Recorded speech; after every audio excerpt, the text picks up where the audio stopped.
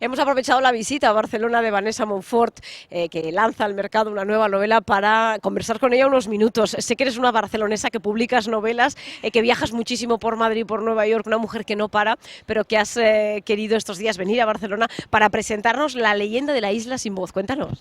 Pues sí, Alicia, la verdad es que, bueno, aparte que es mi ciudad natal y siempre vengo muy contenta, la verdad es que La leyenda de la isla sin voz es una historia que a mí me apetecía mucho contar, me apetecía mucho sumergirme en el siglo XIX para contar una historia además de esperanza. Todo el mundo piensa que lo dickensiano es algo muy triste, y yo he querido meter a Charles Dickens además en esta isla porque estuvo en ella, era la isla basurero de Nueva York, basurero humano, lo llamo en alguna ocasión porque tenía un montón de edificios dedicados a personas sin hogar, a personas maltratadas por la sociedad. Es decir, la Nueva York de la época, cuando no sabían qué hacer con la gente, la época de las grandes migraciones, hay que pensar que llegaban barcos todos los días cargados de gente, era la ciudad más poblada del mundo, pues los que no sabían, los pobres más pobres, las personas que tenían enfermedades mentales, enfermedades infecciosas, iban a parar a las islas que estaban tan cerca de Manhattan que casi se puede tocar, ¿no? Es decir, si tú vas ahora a lo que es hoy Roosevelt Island, te encuentras algunas ruinas de estos antiguos edificios y vas a ver desde ahí una perspectiva de los rascacielos espectacular, pero que es increíble que todos estos personajes estuvieran ahí atrapados frente a ese mundo de progresos, ¿no? Y que estuviera tan cerca y tan visible desde Manhattan. Que tuvieran esa muralla natural que era el agua, ¿verdad? Y ahí quedaban encerrados. ¿Qué le ha inspirado a una novelista barcelonesa esa islita que tiene Manhattan?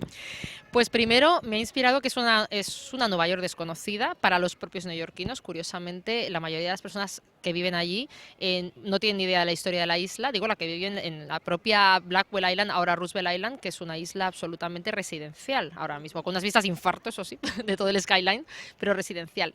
Que para los neoyorquinos es parte de su historia también desconocida. A veces no recuerdan ni el nombre de la isla porque es todo un archipiélago, hay varias islas alrededor. Lo que me inspiró fue pensar primero que era muy desconocido, segundo llegar a la isla y ver algunas de esas ruinas góticas que todavía quedan de los antiguos edificios, que se parecen un poco en la arquitectura a la Catedral de San Patricio, pero son ruinas que están en estado de abandono, con árboles que le crecen por dentro. Claro, tú ves ese escenario natural y aparte de que bueno, te surgen películas, cuadros, lo que sea, ¿no? A mí me surgió una novela cuando supe que Charles Dickens en 1842 estuvo allí y pensé, o sea, una personalidad como Charles Dickens, que era un poco el escritor de los pobres, que se interesaba precisamente por los huérfanos, por las prostitutas, por las condiciones de los presos. ¿Qué pensaría cuando llegó aquí? Y mira tú, estaba recogido en su libro Notas de América, ¿no? Y ahí me surgió la primera frase con la que empieza la novela, que él compara a los presos caminando por la playa con tigres desteñidos, porque dice que llevan uniformes a rayas, ¿no? Entonces dije, bueno, aquí hay un germen de una novela seguro. Seguro, de aquí sacamos una historia. ¿Y cómo se lo toman los neoyorquinos esto de que venga una catalana y les recuerde que tienen una isla ahí que muchos de ellos no saben? Bueno, ya sabemos la fama que tienen los americanos de muchas veces ser ignorantes de su propia historia y que digamos ya de otras historias, ¿no? De otros lugares del mundo. Pero tú has sido una catalana valiente que os voy a contar algo que quizá no sepáis, tiñéndolo como siempre con toques de ciencia ficción, ¿no? Sí, bueno, en este caso no sé todavía cómo se lo han tomado porque de momento así el feedback me está llegando casi más de Colombia, que es donde salió primero la novela con unas semanas de diferencia con España. Yo creo que hay cierta expectación. Yo cuando lo cuento ahí entre la gente que conozco, tengo familias y amigos de allí también, les llama la atención. Algunos recuerdan, ¿no? Yo tuve un familiar que estuvo en esa isla, o bien estuvo en el hospital de Viruela, o bien una enfermera, había una escuela de enfermeras ahí también. Es decir, yo creo que hay curiosidad. De hecho, en el Festival High de Cartagena de Indias, cuando presentó allí la novela Rosa Montero, ese día en la firma había un grupo de neoyorquinos que habían ido al festival y se llevaron todos la novela encantados. O sea que Buena señal, ¿no? sí, Buena señal. pero vamos, que no deja de ser curioso y excitante, ¿no? El poder descubrir tú de tu un poco es mi otra ciudad, porque mi padre era de allí, rincones que todavía sean un poco inexplorados. En este caso, además, me apetecía que en esos 3 kilómetros cuadrados de isla fuera capaz, de alguna manera, o el reto era que pasaran muchas cosas, que en esos 3 kilómetros cuadrados hubiera espacio para que hubiera un misterio, para poder hablar de la historia de Estados Unidos y de ese siglo XIX, que es un poco espejo de lo que está ocurriendo hoy, porque es la primera crisis de Wall Street en 1837, que haya espacio para una historia de amor, que haya espacio para una historia de lucha, porque dentro de ese grupo, que casi es una pequeña parada de los monstruos, donde están los más desposeídos de la sociedad, hay una resistencia activa en Blackwell Island que necesita, por eso se llama la isla sin voz, que necesita un portavoz. Y ese portavoz es nada menos que Charles Dickens, que está en ese momento de gira por Estados Unidos, ¿no? Dices que a pesar de todo, y las críticas que hemos leído, sobre todo comentan, es una novela de esperanza que nos viene muy bien en estos tiempos. ¿Por qué? Pues porque me la escribí en ese sentido para darme esperanza a mí misma, yo creo, Alicia. Realmente no quería escribir, siempre he tenido fama de una escritora muy oscura, muy crítica. En este caso sí, también se hace una crítica social, pero no lo puedo evitar. Pero, pero realmente el primer motor para mí fue darme oxígeno, o sea, que esa isla fuera verdaderamente una isla donde poderme refugiar. Ten en cuenta que yo empecé a escribir esta novela hace 4 años, empecé a documentarme, con lo cual me ha pillado toda la crisis, casi la parte más dura, escribiendo esa novela. Y tienes que hacer muchos ejercicios de abstracción y animarte a ti misma a terminar un libro, a no saber cómo se va a recibir en un panorama como el que estamos viviendo, con lo cual yo creo que toda esa ilusión que me autoinyectaba se ha quedado ahí dentro, ¿no?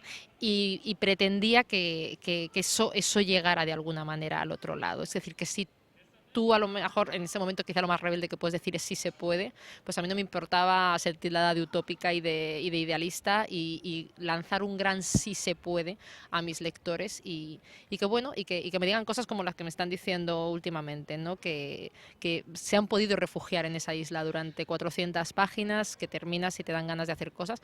Yo no creo en los libros de autoayuda, ¿eh? Lo único que digo es que la única función que tiene un escritor quizá es contar, la primera por lo menos, ¿no? Puedes hacer crítica social, puedes hacer lo que quieras, puedes encerrarte en una torre de marfil, pero es intentar contar una historia lo mejor que puedas. Y a mí me apetecía recuperar ese placer por contar historias y que esto fuera una especie de contarle un cuento a los lectores antes de dormir, ¿no?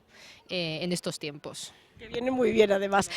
Vamos a mí sí me gusta siempre aprovechar cuando viene por Barcelona alguien que, como tú en este caso, ha tenido la oportunidad de convivir y de tener un pie aquí, un pie en Madrid y otro pie en Estados Unidos, en Nueva York. Es decir, haber dado vueltas al mundo y poder ver las cosas desde otro prisma, ¿no? Los que estamos aquí en Cataluña, en Barcelona, en España, vemos las cosas de una manera, los que salís fuera y lo veis desde allí, tenéis otra visión. Realmente, los que nos miran desde el otro lado del charco, ¿cómo nos ven? Pues casi te dan el pésame, o sea, es como es española, lo siento, ¿no? No, bueno, ahora ya fuera de bromas, yo creo que se tiene la perspectiva que de un poco de lo que hay, un poco más catastrofista, incluso porque desgraciadamente las noticias que se ven desde fuera, fíjate que cuando todavía la crisis no era tan grave o no, aparentemente no era tan grave, yo recuerdo que estaba en ese momento en Londres con un proyecto y me quedaba horrorizada de la visión que tenían desde allí, y están bastante cerca, de lo que estaba pasando en España. En Estados Unidos, se tiene más conciencia de la crisis o sea, le dan más páginas a la crisis en Grecia y en Italia que en España. No están tan encima, digamos, o sea, que nuestra imagen sí ha sufrido, obviamente, pero no tanto, por ejemplo, como la griega, o por lo menos es la sensación que tengo, ¿no? Más sensacionalistas aquellas crisis, quizá. Sí, no sé, pero bueno, el caso es que le dedican muchísimas más páginas, ¿no? En España se tiene la sensación de que lo estamos haciendo, o que la capacidad de recuperación quizá puede ser mayor. No sé hasta a qué responde, pero vamos, sí es verdad que lo que tú dices es más sensacionalista lo que se escucha, incluso también desde Londres, desde el Reino Unido, la sensación que se tiene es que se le dedica más páginas a la crisis griega y a la italiana, ¿no? Y a su política que a nosotros. Desde fuera, la sensación que tienes es que otros países se están recuperando antes, pero también aprendes a que efectivamente en otros sitios también ha habido burbujas inmobiliarias. Por ejemplo, en Estados Unidos, sin ir más lejos, claro, hay estados, por ejemplo, que se están recuperando antes, pero Detroit es una destrucción absoluta, es casi una ciudad fantasma, es vergonzoso que esa ciudad esté dejada a mano de Dios, ¿no? O sea, por eso te digo que allí, por ejemplo, hubo mucha gente que tuvo que dejar sus casas, también tuvieron hipotecas salvajes, también la gente se metió, o sea, los bancos fueron muy usureros, en fin, la crisis de Wall Street empezó allí, ¿no? Y un poco se ha extendido ese gran tsunami, ¿no? De manera global.